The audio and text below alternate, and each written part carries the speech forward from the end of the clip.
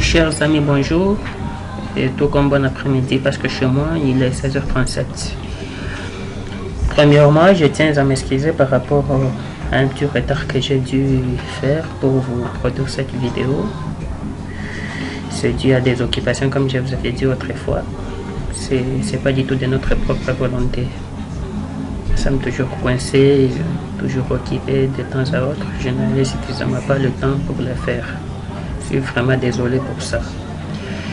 Et compte tenu de la séance passée, qui s'était un tout petit peu détériorée par rapport à la connexion qui était tellement mauvaise, je n'avais pas vraiment le temps de relancer encore la vidéoconférence ou l'étude en ligne ou en live. C'était un tout petit peu difficile. Et alors, je vais vous produire ce petit tutoriel qui va accompagner les explications de la séance passée. Et autrefois, j'avais introduit sur la programmation Django. J'avais dit que Django est un outil suffisamment flexible, basé sur la nouvelle technologie, la technologie de pointe. Et alors, il était très important que vous puissiez avoir des connaissances là-bas. Et d'abord, j'apprécie votre choix sur ce framework qui est basé sur le langage de programmation Python. En tout cas, c'est un bon choix. Et je vais aussi vous ajouter une précision là-dessus parce que Python n'a pas que Django comme framework. Python a plusieurs frameworks. Il y a tel que Flask, il y en a autant vraiment qui sont liés à Python. Mais parmi tant d'autres, Django est l'unique et seul framework qui gère les gros projets. Quand je parle de la gestion de gros projets, je fais allusion à la décomposition des fonctionnalités. C'est-à-dire, Django n'est pas comme d'autres frameworks, par exemple PHP, et PHP Maker, PHP avec Codeinator, PHP avec Laravel. C'est différent. Django est capable de gérer tout type de projet, petit ou gros. C'est-à-dire quoi? On peut avoir un gros projet sur lequel on travaille en open source, c'est-à-dire en code ouvert, où on a une équipe aux États-Unis, une équipe en Chine, une équipe à Lubumbashi comme vous êtes là, une équipe ici où je suis. Et donc, Django est l'un des meilleurs frameworks capables de gérer tout type de projet. Et la différence avec les autres frameworks est que Django nous permet de décomposer chaque fonction en application. Je prends un exemple de notre projet en cours, ou bientôt que nous allons débuter avec, le projet qui consiste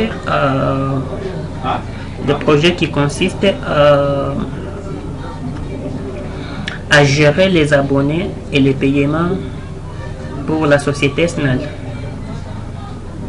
Dans la gestion des abonnés, on aura probablement 2 ou 3 applications. On aura une application qui va s'en charger uniquement de la connexion, c'est-à-dire tout ce qui cadre avec le privilège, tout ce qui cadre avec la connexion, les logins, les logouts, les permissions. Donc tout ça sera géré dans une application que l'on va appeler compte ou bien account ou n'importe quel nom que nous allons nommer. Et dans cette application, nous allons nous en charger uniquement pour ce qui est de la gestion de l'application, uniquement la gestion du système de notre projet.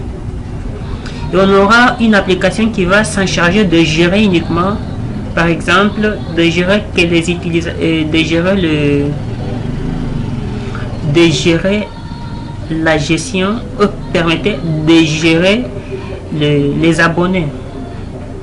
Donc cette application aussi va consister uniquement à la gestion des abonnés, notamment à leur enregistrement, en leur octroyant services qu'ils auront besoin, bien sûr.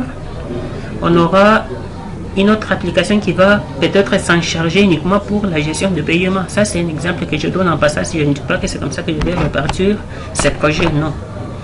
Donc, à chaque fois que nous travaillons, et cette application va agir indépendamment de l'autre.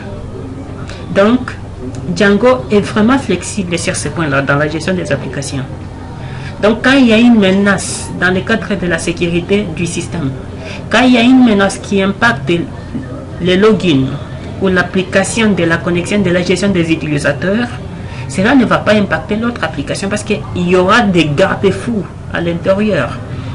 Si je fais allusion au quoi, si je peux faire allusion au quoi, à la notion de réseau, je peux dire que ça sera une forme de parfait que nous allons mettre en place. Donc ça sera un système de sécurité totale pour protéger certaines informations clés que les autres n'auront pas besoin nécessairement au préalable pour les avoir. Et même le pirate qui viendra pour toucher une telle information doit d'abord passer par la gestion des utilisateurs, c'est-à-dire il doit d'abord s'authentifier. Et l'authentification va d'abord consister à vérifier s'il est permis de voir telle information. Et s'il n'est pas permis de les voir, et maintenant, donc c'est cette application, dans cette application-là de gestion des utilisateurs, de gestion des permissions, de gestion des attributions, des rôles, c'est à partir de ce niveau-là qu'il sera vraiment contraint de ne pas franchir le mur de sécurité que nous allons construire pour atteindre l'autre application ou telle autre. Donc c'est à ce niveau-là que Django fait vraiment un bon travail par rapport aux autres frameworks ou langages de programmation. J'ai la maîtrise pour PHP Maker dans le web, j'ai la maîtrise pour Laravel, j'ai la maîtrise avec Code Unitaire et tant d'autres d'ailleurs. Si je peux dire des CMS, là on n'en parle même pas. Des WordPress, vraiment là on n'en parle pas. Mais en parcourant les différents frameworks, je n'ai pas trouvé un seul qui soit au-dessus de Django.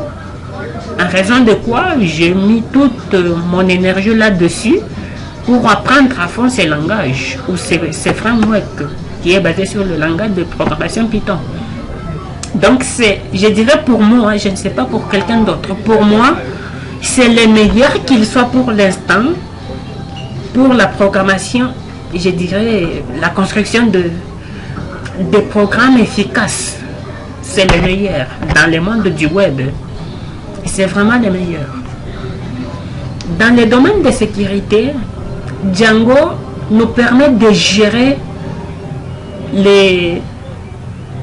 l'authentification par plusieurs façons. D'abord, il gère l'authentification premièrement par différents types, en passant par en passant par les modes de jetons. Je voulais parler en des termes techniques, mais je vais commencer par ça. En parlant du jeton, donc vous ne pouvez pas accéder dans une application consigne en Django si vous n'avez pas un jeton de permission. Je ne parle pas du mot de passe, je ne parle pas de la permission en termes de privilèges, je parle du jeton. Les jetons, en des termes techniques, on parle des tokens. Le token est généré à chaque fois que vous vous connectez. Et cela peut être géré de différentes façons. C'est-à-dire, je peux programmer la configuration de jetons. À chaque 5 minutes ou à chaque 10 minutes, les jetons doivent se réinitialiser et on vous demande de réintégrer un autre jeton. Donc, à ce point-là, Django est tellement efficace. Et à chaque introduction de chaque information dans chaque zone de texte, il va falloir passer par la vérification des jetons que vous avez.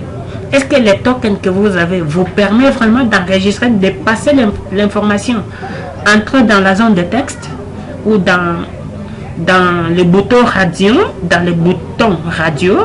ou dans la case à cocher ou dans les combo box pour atteindre la base des données directement. Et il s'assure à ce niveau-là si vous avez la permission, oui, là vous avez déjà quitté. Maintenant, c'est l'enregistrement des informations. Est-ce que vous avez les jetons nécessaires pour le faire? Si vous n'en avez pas, Django vous renvoie que vous n'êtes pas autorisé à le faire. Bien sûr, vous pouvez franchir l'étape de la permission en piratant peut-être un mot de passe d'un utilisateur. Mais si vous n'avez pas la possibilité maintenant de recevoir les jetons vous permettant d'accéder d'éjecter des informations de la base de données, ça vous sera un tout petit peu difficile. Donc sur ce point-là, Django est tellement efficace et il est vraiment au top. Je crois que c'est parmi les éléments que vous devrez nécessairement savoir qui pourraient aussi vous aider à bien comprendre l'outil avec lequel vous allez concevoir les applications. Donc, en informatique, on n'apprend pas uniquement pour accomplir une tâche donnée, on s'arrête. Non, en informatique, c'est toute une vie. On a choisi les domaines de programmation, la conception des systèmes d'information, pas pour défendre et laisser tomber. Non, c'est notre vie, c'est notre domaine de profession. Donc, je dirais, c'est ça même nous. On ne peut pas aller outre ça. Licencier en ça, c'est pas du tout facile. Et donc, on a intérêt vraiment à approfondir et à comprendre ce que nous faisons, mieux d'ailleurs que ce qu'il est copié chez nous. Donc, c'est de cette façon-là que je voulais vous donner un peu certaines précisions sur ce langage. Autrefois, je vous avais parlé de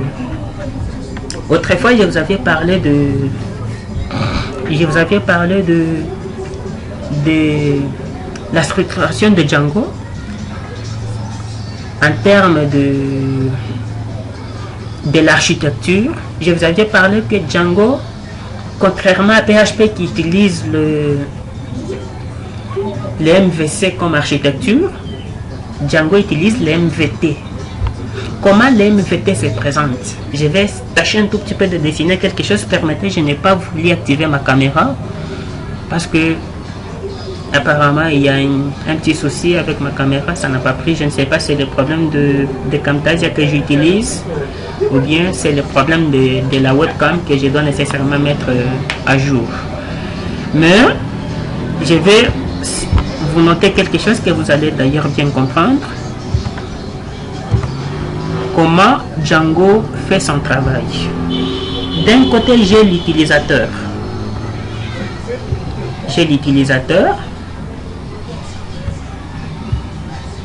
User.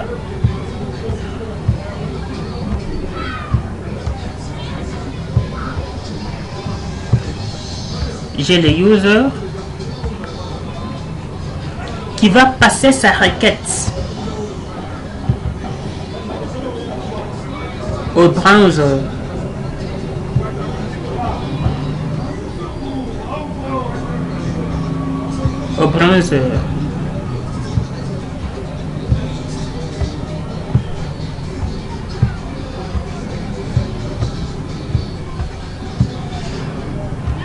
Browser, je peux dire que le browser c'est navigateur. Entre parenthèses, permettez, je vais réduire un peu la taille. Je modifie ça. Navigateur. C'est le navigateur.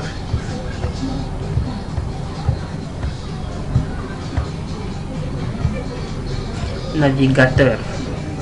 C'est ce qui représente le browser. Et quand la requête de l'utilisateur, lorsque la requête de l'utilisateur quitte le browser, quitte l'utilisateur pour le browser ne va pas directement toucher la fonction. Je vous avais parlé du MVT. C'est ça le MVT que je suis en train de construire. Donc, ça va passer par la table de routage. Ça va passer par la table de routage. Les routes, vous allez le voir, c'est l'URL. C'est ici où il y a l'ensemble d'URL concis pour atteindre les fonctions que nous aurons. Le user va maintenant s'en charger. Est-ce que la requête demandée concerne quelle requête ici? Quel lien? Donc c'est quel lien qui doit s'en charger de la requête qui provient du navigateur. Et le navigateur qui récupère la demande de l'utilisateur de ses côtés.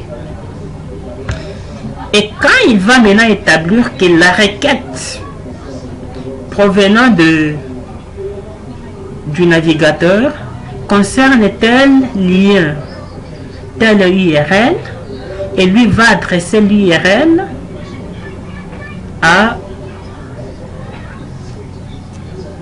va adresser maintenant l'URL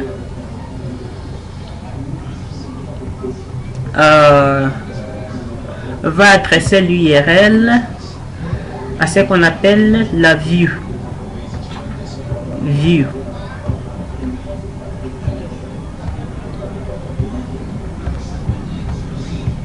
À la table de view.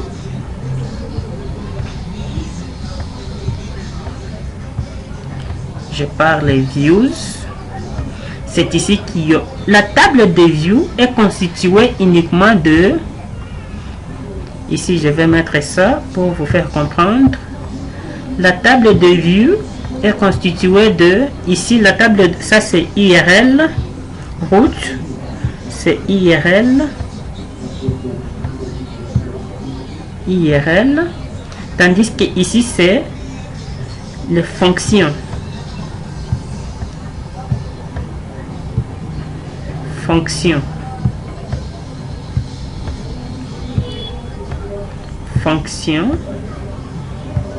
Je vais abréger, accepter ça.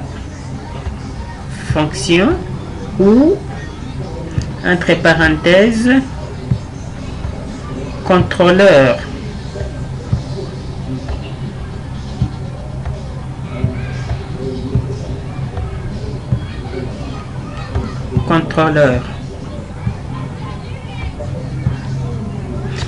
Et la vue, quand on aura la requête, il traite la requête dans les fonctions, il trouve que c'est telle fonction qui est chargée de ça, il vérifie.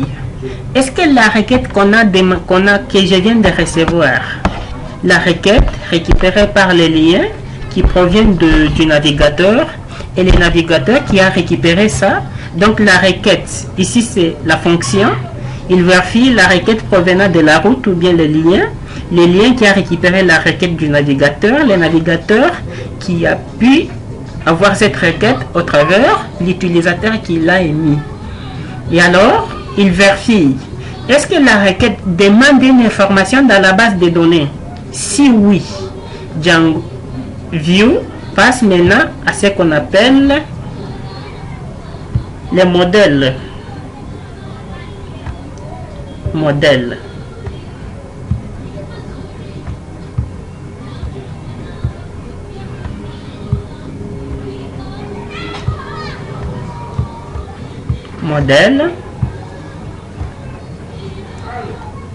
Entre parenthèses en bas j'ai mis database.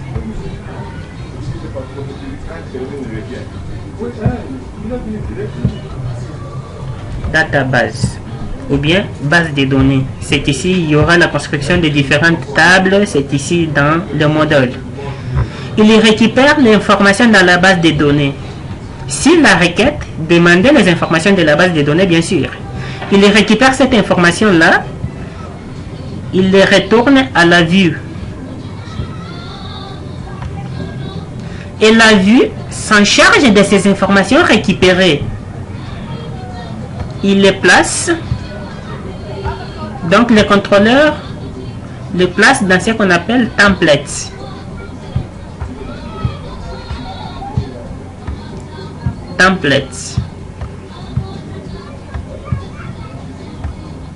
Dans les templates CP, je m'excuse,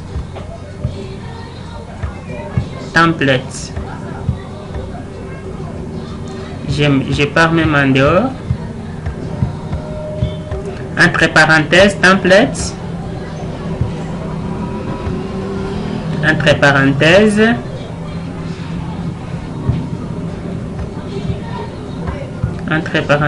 c'est page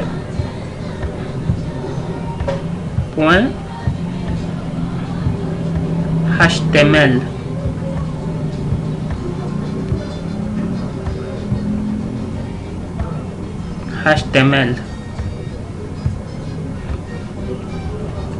Donc template représente les pages HTML.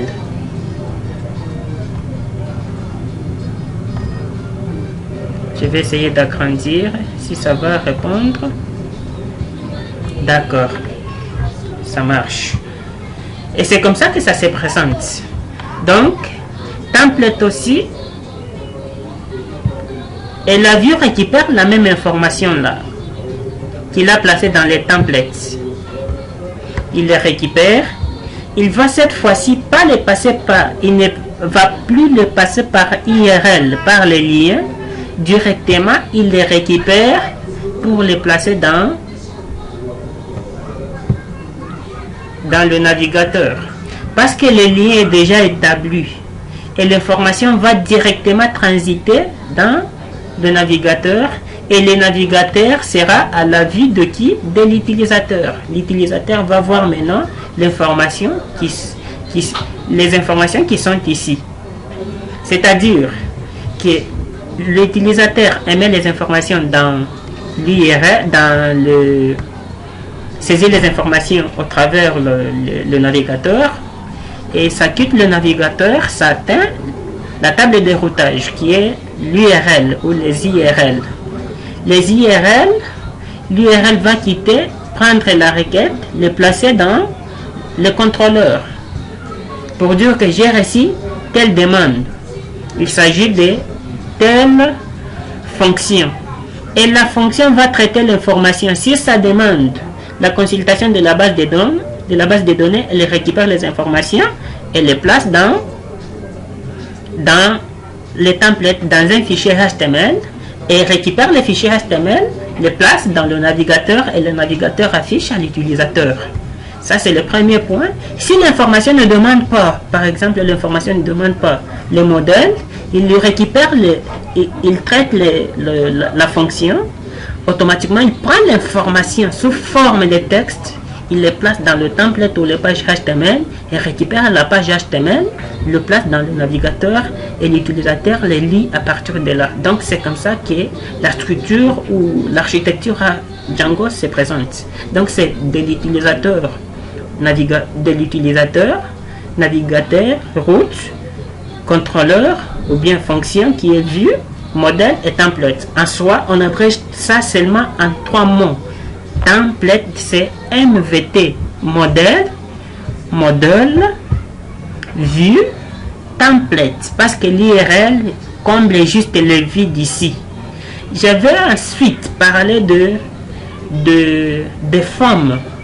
Quand est-ce que le forme va intervenir ou le formulaire va intervenir? Les formulaires sont construits comme des fonctions, sont liés aux fonctions vues,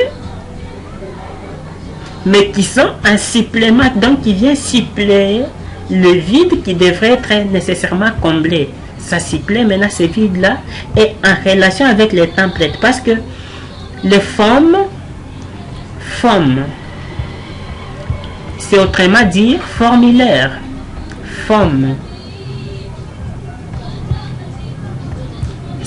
on dirait c'est le formulaire. Ça vient compléter lorsqu'on a besoin de traiter les informations telles que les formulaires, on aura besoin de zones de texte, on aura besoin de boutons, on aura besoin de ceci. Bien sûr, nous allons les construire dans HTML, dans des pages HTML, mais cela doit provenir d'ici parce que d'abord Django est un système capable de vous produire lui-même les formulaires sans pour autant les créer. Donc vous n'avez pas besoin de créer les zones de texte, à moins que vous les vouliez pour des raisons de personnalisation de votre système. Vous pouvez le faire, mais Django est capable de le faire lui-même. D'où s'avère l'importance de remplir ces formes. Donc c'est cette page ici des formes s'avère maintenant très important de son existence. C'est comme ça que ça s'est construit. Donc, il y a beaucoup de matières qui entrent en jeu. Voilà pourquoi la plupart des gens, bon, par moment, ils trouvent que c'est un tout petit peu difficile, mais moi, je trouve ça très simple, mais efficace. Maintenant, la première partie de l'introduction de ce que je vous avais parlé autrefois vient de terminer. Maintenant, nous allons passer à la démonstration comment il faut construire et créer Django, ou bien mettre en place le framework Django. Pour mettre en place le framework Django, la première des choses qu'il faudra, c'est d'abord avoir le Python. C'est avoir Python. Je vais vous le présenter ici. C'est d'abord, premièrement, avoir Python. Par exemple, Python, version 3 ou 4, ça dépendra. Programmation,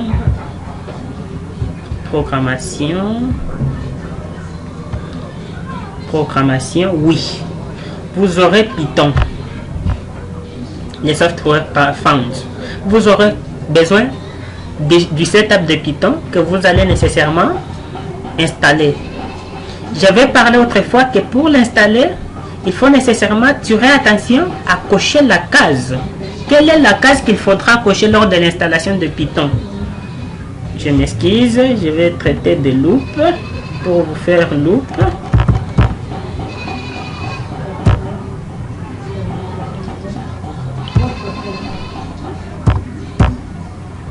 Loop.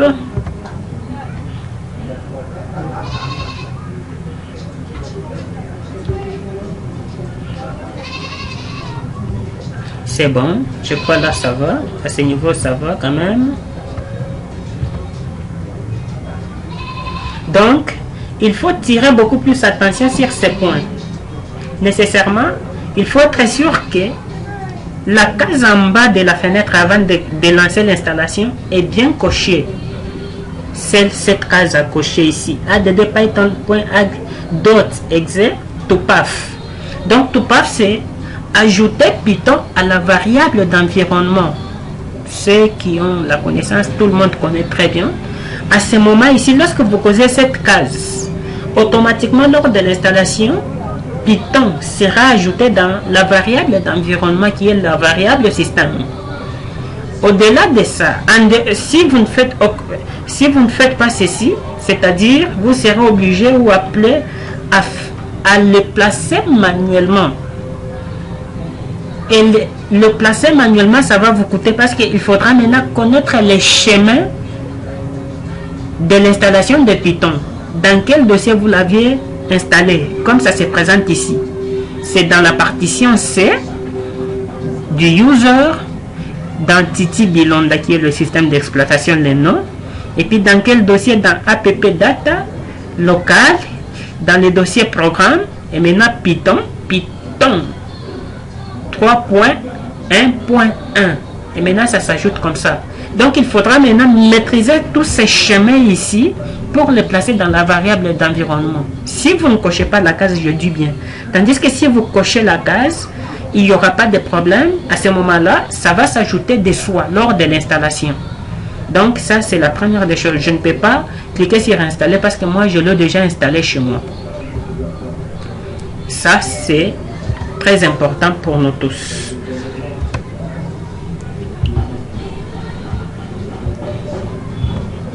Au-delà de ça, je vais revenir.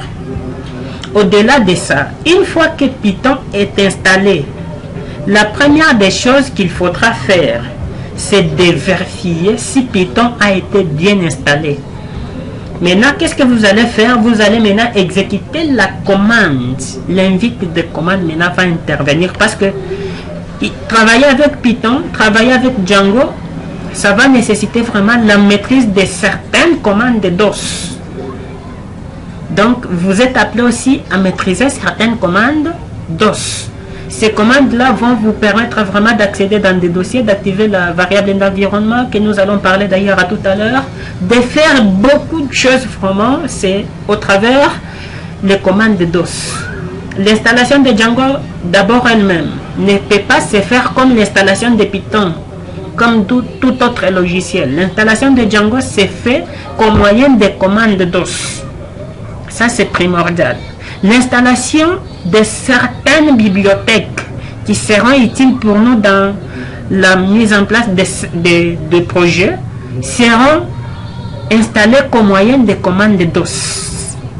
Ça, c'est la possibilité incontournable. Bien sûr, il y a d'autres possibilités, par exemple, de passer par PyCharm. Oui, vous pouvez quand même installer les bibliothèques dans un projet Django, mais l'utile ou l'idéal est que maîtrisez d'abord les commandes de DOS parce que vous n'aurez pas besoin d'installer PyCharm, et surtout si votre machine n'est pas du tout efficace ou n'est pas du tout performante. À ce moment-là, vous aurez uniquement besoin d'utiliser Python et Django en passant par les commandes de DOS. Maintenant, qu'est-ce qu'il faudra faire? Comment passer par installer Django? J'ai dit bien que pour installer Django, la première des choses qu'il faudra faire, c'est d'abord s'assurer que Python est déjà installé. Et pour savoir que Python est bien installé et a été ajouté dans la variable d'environnement, il suffit de vérifier maintenant sa version. Comment vérifier la version? Il faut passer par les commandes de DOS. Invite des commandes. Là, je vais faire tout manuellement. Invite des commandes. Là, c'est la barre de recherche. Si vous n'en avez pas, si ça ne s'affiche pas automatiquement comme ça, comme le mien ici, vous allez taper juste ici, invite des commandes. Automatiquement, ça s'affiche. Vous pouvez l'exécuter en tant que tel, ou tout comme vous pouvez l'exécuter en tant qu'administrateur. Je peux l'exécuter en tant qu'administrateur, c'est la même chose. Exécuter en tant qu'administrateur, ça ne pose pas de problème. Je vais agrandir la page. Invite des commandes, j'ai dit. Vous venez ici sur la barre de recherche. Vous tapez invite des commandes. Invite des commandes. Ça y est là. Clic droit. Ouvrir lancement du fichier ou bien exécuter en tant qu'administrateur. J'exécute en tant qu'administrateur. J'accepte de l'ouvrir. Automatiquement, l'invite des commandes vient d'être lancé. Vous le voyez ici avec moi. Maintenant, qu'est-ce qu'il faudra faire à ce niveau ici? La première des choses, c'est de s'assurer que Python a été installé. Je vais faire Python ou Python espace version. Je m'assure que Python a été bien installé. Donc, je tape la commande Python espace version. On me dit quoi? Unknown option A. Unknown option use python.cmd -m mode file. Pourquoi on me le refuse? Parce que j'ai exécuté le fichier invite de commande en tant qu'administrateur. Je vais revenir, je vais utiliser le cmd comme on me le demande. Je prends cmd, je vais prendre la touche Windows plus R, cmd, j'exécute. Maintenant, je suis en mode utilisateur. J'utilise le cmd ou bien l'invite de commande en tant qu'utilisateur user. Je vais taper Python pour toucher la variable d'environnement version. Unknown again. Je vais tâcher d'abord de faire ça. D'accord, il fallait ajouter ça. Donc il fallait mettre des tirets. Comme j'avais expliqué ça autrefois, je me rappelle. Donc, on me dit que Python est à la version 3.9.1. C'est la version que j'ai installée sur ma machine, sur mon système. Donc j'ai 3.9.1. Ça peut arriver que chez vous, vous ayez peut-être 3.10.3, je ne sais pas, ou 3.11. Il n'y a pas de problème, c'est la même chose. Maintenant, après avoir vérifié que Python était bien installé dans votre sur le système, la deuxième des choses, il faut s'assurer que Python a vraiment ajouté aussi l'outil pip. L'outil pip est égal à l'outil cmd. Donc on ne peut pas accéder à n'importe quelle installation sans utiliser pip. Ça sera pour nous une commande clé. Pip, ça s'écrit comme ça. C'est ça pip, ça s'écrit comme ça. Donc on doit s'assurer que cet élément, ces paquets ici ne manquent pas dans notre Python que nous avions installé. Que la version que nous avions utilisée ne manque pas pip. Qu'est-ce que nous allons faire? On va taper pip comme je viens de le faire. Pip, espace, des points. Je peux même utiliser V. On va m'afficher toujours la même chose. J'aurai toujours le même résultat. Donc, je vérifie la version de pip si réellement pip a été ajouté. On me dit que ça n'existait pas. Version. Je vais tâcher à faire ça. Avec V, ça, on a refusé la première commande de V. Quand j'ai utilisé pip version, on vient de me l'afficher. Donc, pip qui est installé chez moi, c'est pip 23.2.1. Donc, qui provient de Python. Vous verrez même les cheminements de sa provenance. Donc, c'est du C, user Titi Bilonda qui est le système, app data dans ces dossiers, et dans ces dossiers qui contient aussi les dossiers locaux, les dossiers locaux qui contient aussi les dossiers programme avec S, et les dossiers programme qui contient les dossiers Python, et les dossiers Python contiennent les dossiers Python 39, et le dossier Python 39 contient les dossiers libres, et les dossiers libres contiennent les paquets sites, package, et contient pip. C'est comme ça que c'est de là que ça vient. J'espère qu'à ce point ici, vous avez bien compris. Maintenant, je suis rassuré que pip est bien installé avec Python. Vous n'allez pas l'installer sans Python.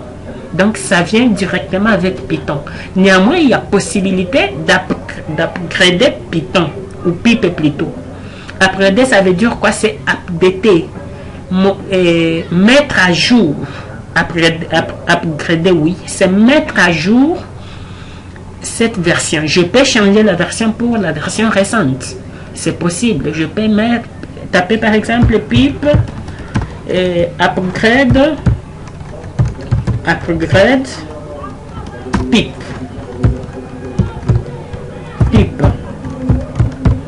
Automatiquement, pip va basculer dans Python, dans la nouvelle version plutôt. Mais à condition que je sois connecté, bien sûr. Donc, à ce stade, je suis bien rassuré que Python a été bien installé et pip a été aussi installé directement dans Python. À ce moment ici, il n'y a plus de problème. Maintenant, je vais passer à la deuxième étape.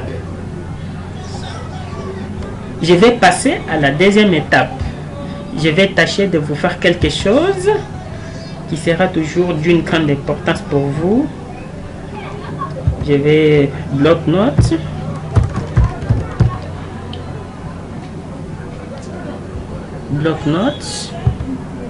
Je crois que ça sera vraiment très important pour nous tous. Ça sera très important pour nous tous. Je vais par exemple utiliser cette commande. Je ne sais pas si ça va donner. Ça refuse. Ça refuse toujours. Je vais revenir pour vous faire comprendre encore. Je voulais juste nettoyer cette page là.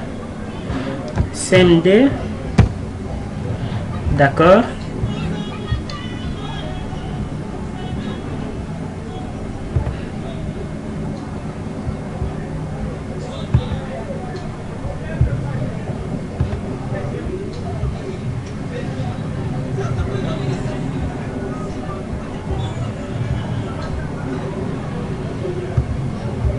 C'est bon. La première des choses, je parlais qu'il faut d'abord installation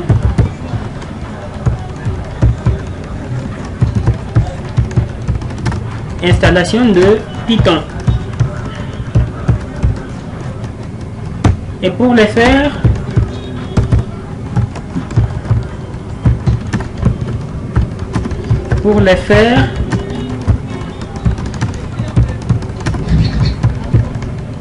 il faut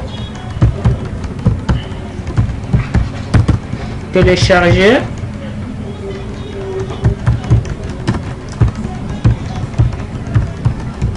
python.exe. La deuxième des choses, vérification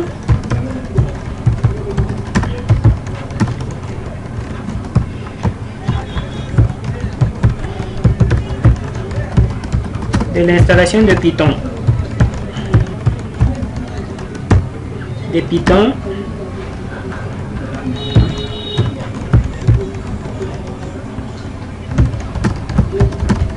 Pour le faire,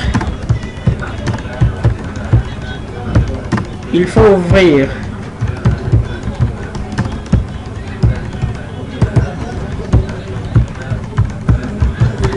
l'infix de commande,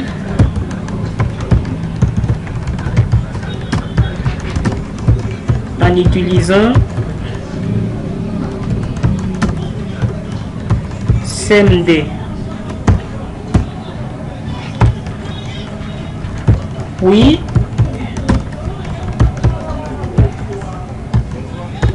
tapez le mot clé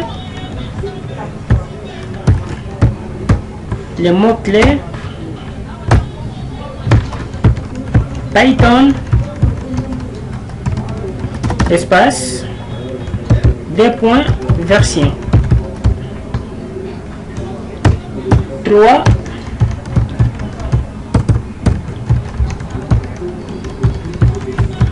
vérification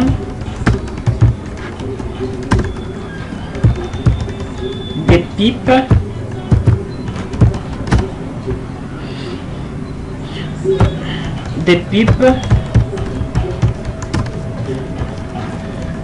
dans Python.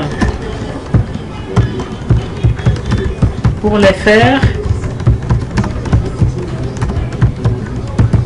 il faut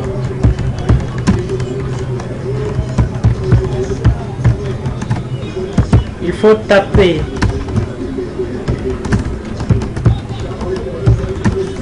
le mot-clé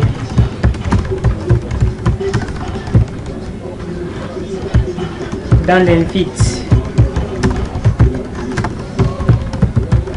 de commande qui est pip espace version.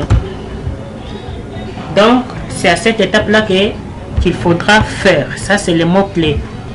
Je vais y revenir. Là, le fichier est là, ça va vous permettre de bien lire. Pour le faire, il faut ouvrir puis taper, excusez-moi, hein, je suis un informaticien, ici c'est la technique. Je ne me tenais pas du tout rigueur par rapport à des petites fautes d'orthographe parce que je vais m'atteler beaucoup plus à l'aspect technique.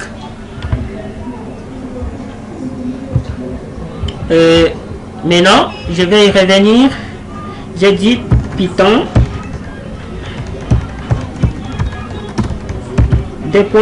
version.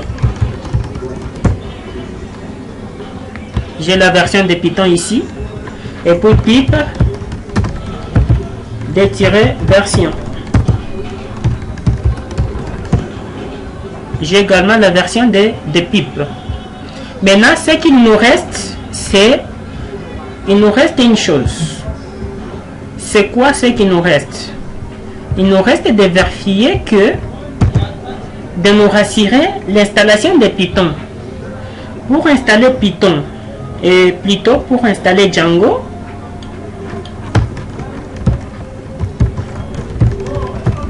l'installation de Django.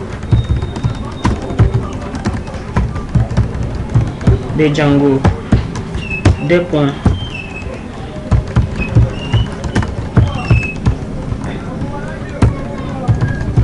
deux possibilités. Deux points. 1. On peut installer Django. On peut installer Django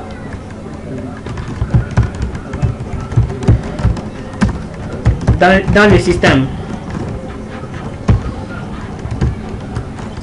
Dans le système d'exploitation. Dans les systèmes d'exploitation. 2.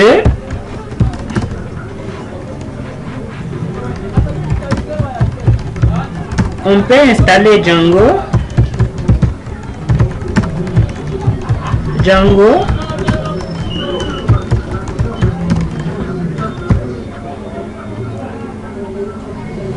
dans l'environnement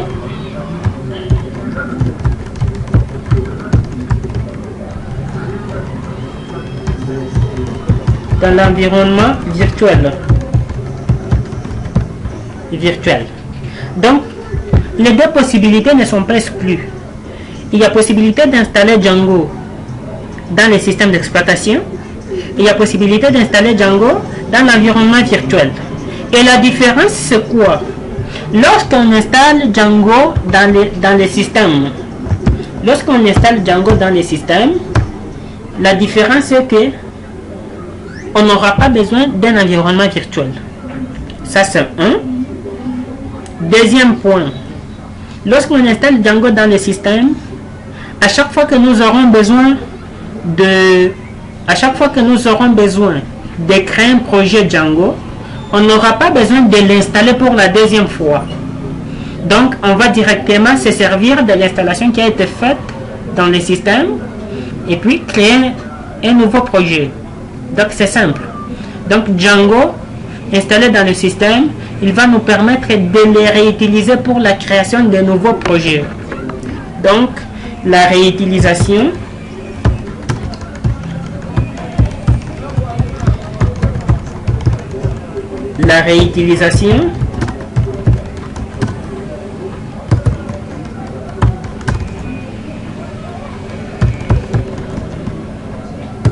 de l'installation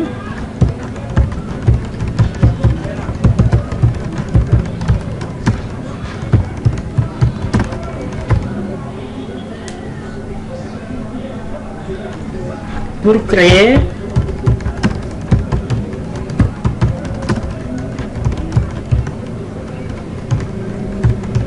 le nouveau projet.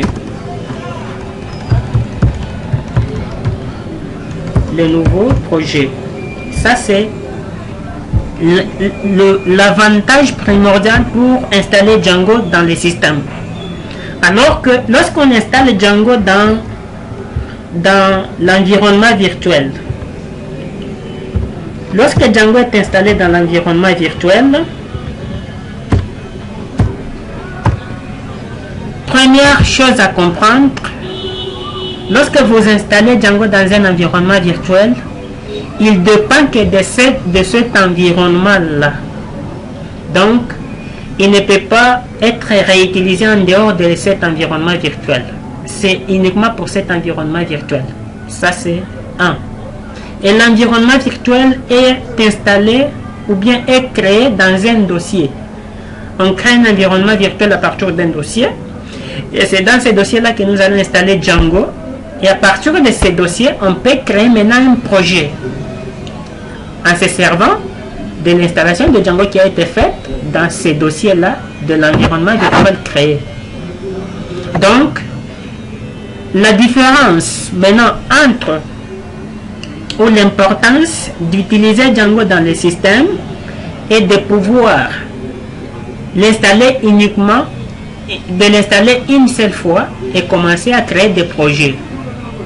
Alors que dans un environnement virtuel, une installation de Django est unique pour les projets conçus dans cet environnement virtuel. Ça c'est un. Deuxième point, je dis bien ça c'est un. Le deuxième point, Django installé dans le système est unique ne va pas changer de version, au moins que vous les mettez à jour. Ça, c'est un. Alors que lorsque vous installez Django dans différents environnements virtuels, chaque environnement virtuel contient une version de Django selon vos préférences. C'est-à-dire, si vous avez 3 environnements virtuels pour 3 projets, vous pouvez souhaiter que chaque projet ait la version de Django que vous souhaitez, sans bouger. Parce que l'environnement virtuel ne va pas impacter le système. Non, non. Donc, vous pouvez avoir Django installé sur le système d'exploitation et avoir Django installé dans un environnement virtuel toujours sur la même machine. Ça ne va pas entrer en conflit. Parce que celui installé dans un environnement virtuel est géré que par l'environnement virtuel, son environnement virtuel. Alors que celui qui est installé dans le système est géré que par le système. Donc, à chaque fois, personnellement, à chaque fois que je crée un dossier, je préfère créer aussi un environnement virtuel pour gérer une nouvelle version de Django. Parce que ça peut arriver que, en voulant toujours utiliser de nouvelles versions, qu'il y ait un changement de fonctionnalité. Peut-être l'emplacement de certains éléments qu'on vient d'échanger alors que vous n'êtes pas encore vraiment à la lettre de ces changements, et ça va vous poser vraiment problème pour s'adapter. Il vous faudra maintenant mener des cours, des séances d'études ou des séances pratiques pour comprendre à quoi on a changé la nouvelle version de Django pour s'adapter et commencer maintenant à l'exploiter. Et alors, quant à ça, au lieu d'impacter Django, chaque fois je crée une nouvelle version. Donc je crée un environnement virtuel, j'installe Django et je commence à travailler là-dessus. Et les autres projets que j'avais créés au passé, ça reste avec des anciennes versions. Au moins que j'ai compris la nouvelle version pour updater la version des autres projets dans différents environnements virtuels. C'est comme ça que je le fais. Je suis clair, je suis trop lent pour vous faire comprendre c'est un cours tel que je peux le dispenser dans l'auditoire. C'est de la même façon que je vous le donne. Donc, il n'y a pas la différence si j'étais dans l'auditoire, si j'étais en face, ou bien que ce soit en privé comme nous le faisons. C'est la même chose. Je suis très clair avec tous les détails possibles. Je serai long, mais j'irai quand même ça, c'est le cours. Maintenant, nous allons passer à la pratique. Comment il faut installer d'abord l'environnement virtuel? On ne crée pas l'environnement virtuel sans installer l'environnement virtuel. Ça s'installe. Comment on peut installer l'environnement virtuel?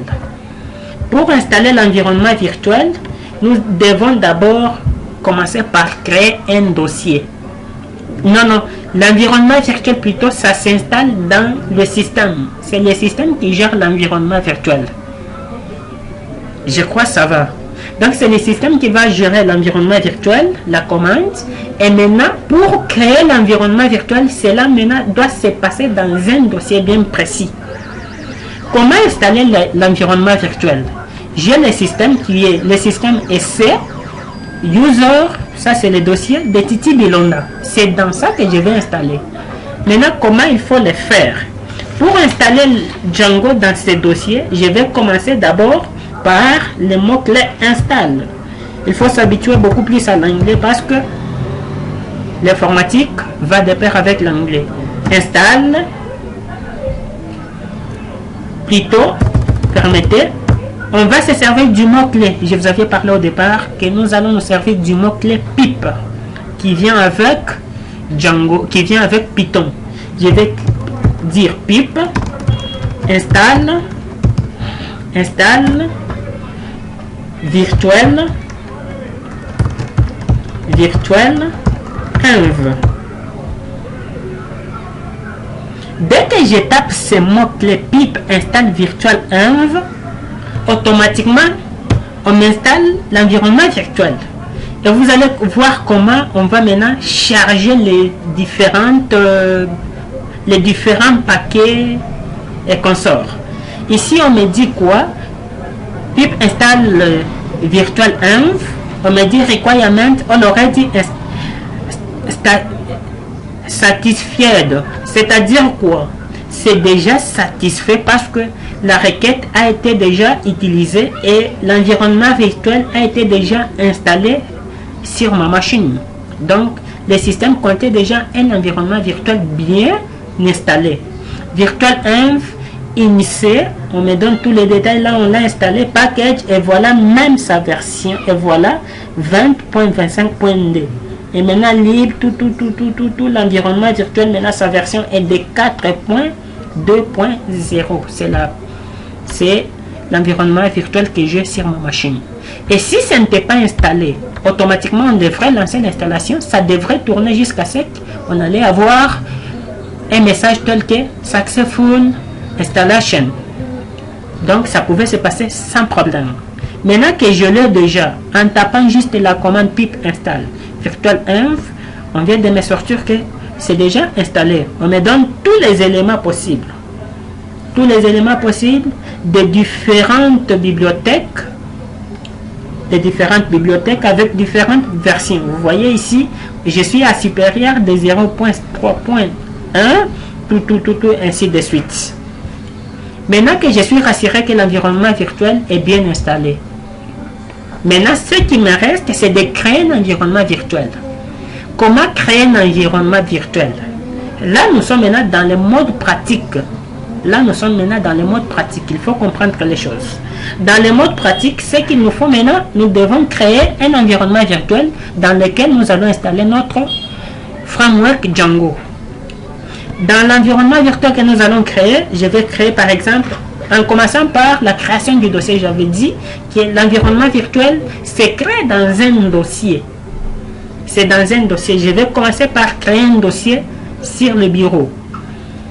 Et étant donné que j'ai presque la connaissance des commandes de DOS, je ne peux pas aller sur le bureau, commencer à créer dossier, tout ça, clic droit et consort. Non, je vais directement passer par mkdir.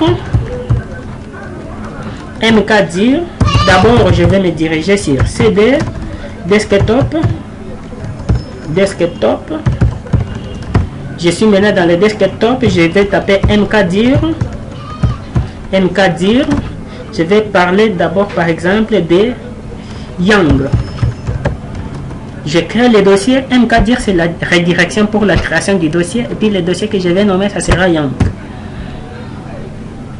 Automatiquement, le dossier est bien créé. Je vais me diriger dans ce dossier Yang. Je suis dans ce dossier. Et si vous voyez ici, le dossier est bien là. Est bien créé là-bas. Yang est là. Et puis, qu'est-ce que je vais faire? Maintenant, je vais taper la commande pour créer l'environnement virtuel. Je vais dire virtualenv.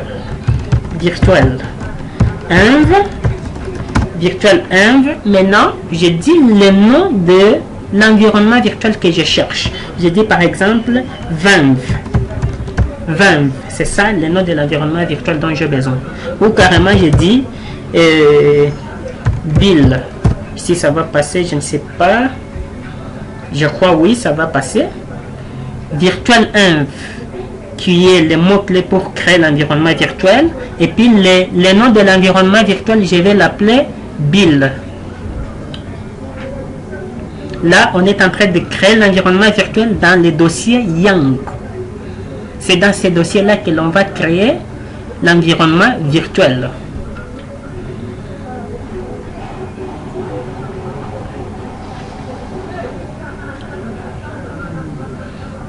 Là, on crée l'environnement virtuel du nom de Bill. Bill, c'est le nom de l'environnement virtuel que je viens de créer. Donc, ça sera, on va l'appeler Bill. Et ça va nous permettre de bien situer Create Virtual Environment, c'est Python, Final, tout ça. Creator, c'est Python, tout, seed, tout. Je vais par exemple vérifier si vraiment on a oui, c'est déjà fait. Maintenant l'environnement virtuel est bien fait. Je vais me rassurer. Maintenant je vais entrer dans CD Bill si réellement j'y suis. Effectivement, on a créé l'environnement virtuel du nom de Bill. Voilà, on vient de me rediriger dans ce Bill. Maintenant, qu'est-ce que je vais faire? Je vais taper pour l'activer. Maintenant, nous sommes, après avoir créé l'environnement virtuel, nous devons l'activer. Activer l'environnement virtuel. Après l'activation de l'environnement virtuel, on va passer par l'installation de Django. Avant l'installation, d'abord, je vous dis comment il faut activer l'environnement virtuel. Au départ, vous voyez, je suis avec le mot-clé initial, c'est les chemins du dossier. Là où on a stocké les dossiers Yang et l'environnement virtuel Bill. C'est tout. Maintenant, je vais dire script cd. Je suis parce que déjà dans l'environnement Bill, j'ai dit script avec S à la fin. Oh là, je devrais commencer par les change directory cd script. D'accord, j'y suis. Et puis j'ai dit activate. Maintenant, l'environnement virtuel est bien activé. Vous voyez avec moi ici que l'environnement virtuel est activé. Avant C, maintenant, qu'est-ce que j'ai ici? Avant C, j'ai maintenant Bill. Entre parenthèses, ce qui veut dire que l'environnement virtuel est prêt à utiliser. Maintenant, si je veux installer le système dans cet environnement, je vais installer par exemple, je vais installer dans cet environnement virtuel, le Django. Qu'est-ce que je vais faire? Je vais maintenant passer par la commande parce que je suis déjà là-bas. Maintenant, je vais revenir pour quitter script. Je vais dire cd des points pour dire we come back.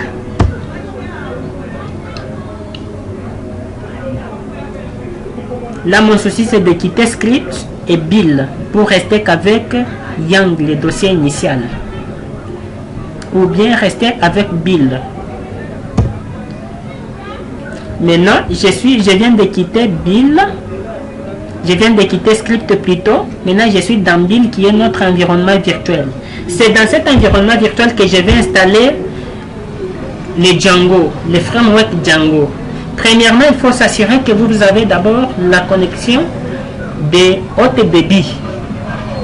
De haut débit plutôt. Un bon débit de la connexion, c'est-à-dire de bonne qualité. Qu'est-ce que je vais faire? Je vais taper maintenant la commande pip, comme je vous avais dit au départ, pip, installe Django. Installe Django. Quand je tape cette commande pip install Django, automatiquement on va passer à l'installation de la dernière version parce qu'ici je n'ai pas déterminé la version. Quand on va charger que la dernière version. Au moins si je précisais Django point 2 par exemple 2 ou bien Django 2.2.3. À ce moment-là, on va installer que Django de la version 2.2.3. Si je ne précise pas, on va installer Django la dernière version, la version récente. Et je tape la commande. Ça tourne, vous voyez que jusque là, on ne m'affiche rien. On ne m'affiche rien, on me dit warning, retrying, tout. Mais à la fin, vous aurez un mot qui va vous confirmer pourquoi on n'a pas pris en compte cette fois-ci. C'est connexion erreur. Parce que chez moi, je ne suis pas connecté. Vous voyez, je ne suis pas en ligne, je ne suis pas connecté. Tandis que lorsque vous serez en ligne, lorsque vous êtes connecté, on a un problème de la connexion. Vous verrez ici, c'est HTTPS connection, object at tout, ainsi de suite, machin. Donc, il n'y a pas la connexion, je ne suis pas connecté. Sinon, on aurait chargé ou téléchargé et installé directement Django dans cet environnement virtuel. C'est comme ça que ça se passe. Mais le conseil que je vais vous donner à ce point, c'est de s'assurer que Python est bien installé et pip a été installé avec Python en passant par la vérification de pip de sa version, et puis installer l'environnement virtuel, comme je vous ai dit ça. Après l'installation de l'environnement virtuel, s'assurer que vous avez déjà créé un dossier à n'importe quel emplacement. Après avoir créé le dossier dans n'importe quel emplacement, passez aussi par la création de l'environnement virtuel. Et après avoir créé l'environnement virtuel, redirigez-vous dans l'environnement virtuel sans l'activer. Je dis bien sans l'activer. Sans l'activer, bien sûr, moi j'avais fait exprès, je l'ai activé au départ. Mais ne l'activez pas. Redirigez-vous seulement dans l'environnement virtuel tel que Bill ici. Et puis installez le Django là-bas. Après avoir installé Django, c'est alors que vous allez activer l'environnement virtuel. En tout cas, pour cette petite séance, je crois avoir beaucoup parlé, c'était l'introduction. Je vous laisse suivre ça à la loupe et passer à l'étape de l'essai. Et à la prochaine. Merci beaucoup. Mais avant de vous laisser, je vais vous laisser la note pour tout ce que je viens de faire par la suite. Et j'ai parlé de la création de l'environnement virtuel, bien sûr. J'ai parlé de la création de l'environnement, bien sûr. Et puis, on peut installer Django dans l'environnement virtuel. Et on peut installer Django dans l'environnement virtuel. L'installation, vérification de Python, installation de Django, des possibilités, oui, mais non. Installation, je vais parler de installation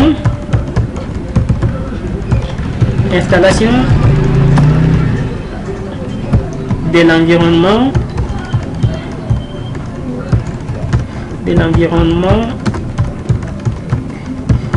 virtuel.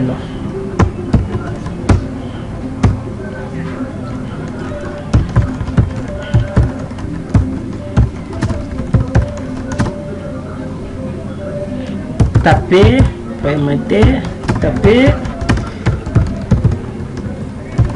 la commande pip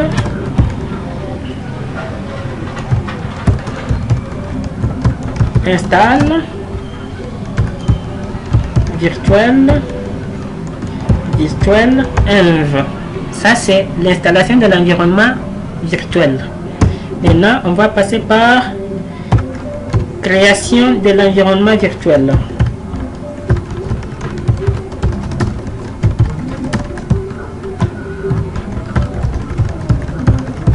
Je vous avais parlé de ne pas tenir rigueur vraiment à des petites fautes d'orthographe parce que là je suis embrouillé avec les commandes.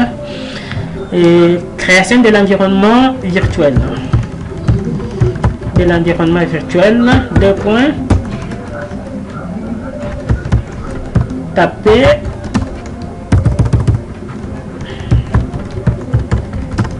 la commande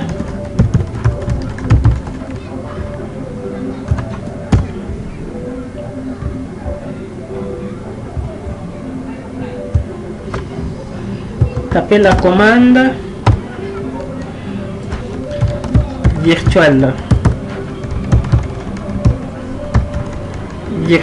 env. Tapez la commande virtuelle env, puis le nom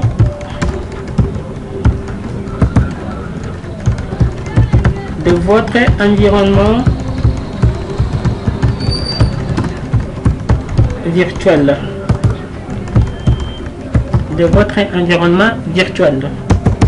On va passer maintenant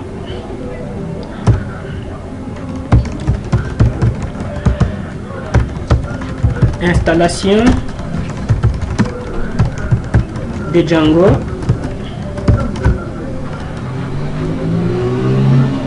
Deux points.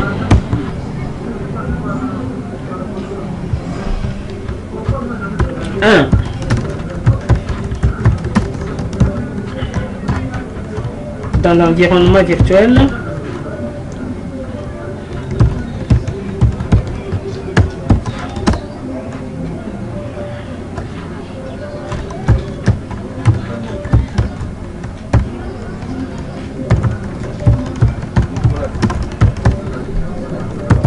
s'assurer que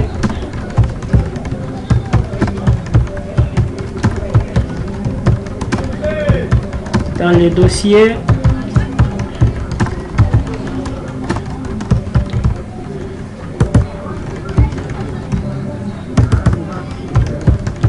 de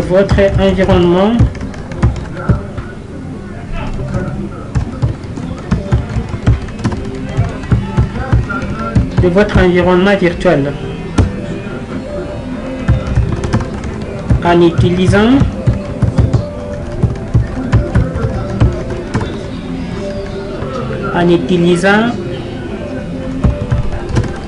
les CD.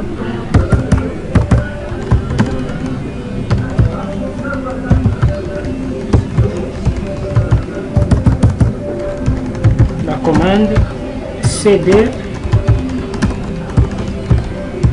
depuis invite de commande. Invite de commande. Puis taper la commande. Puis taper la commande. Puis taper la commande. Pip installe. Pip installe Django. Ça c'est la possibilité d'installer Django en utilisant, en étant dans l'environnement virtuel, dans votre dossier d'environnement virtuel. Si c'est dans le système 2, dans le système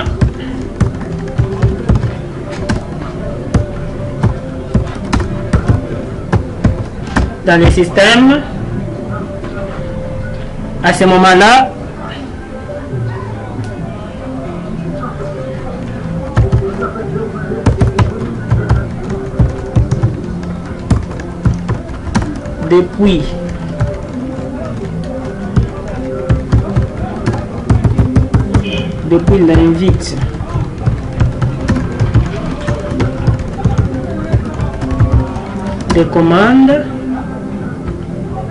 depuis l'invite de commande,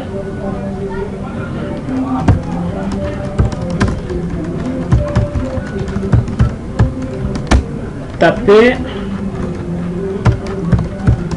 pip installe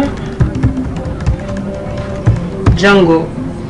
Donc à ce moment ici, vous allez installer votre Django dans le système.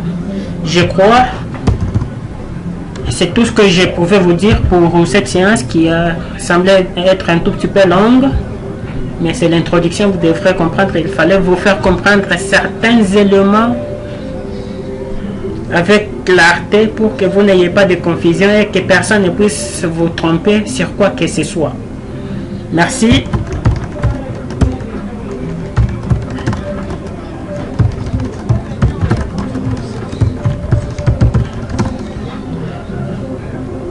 Pour votre disponibilité. Merci pour votre disponibilité. C'est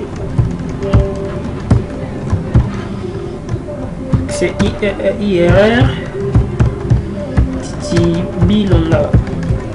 C'est bien moi. Merci beaucoup, c'est moi Titi Bilonda, l'ingénieur. Merci beaucoup et à plus.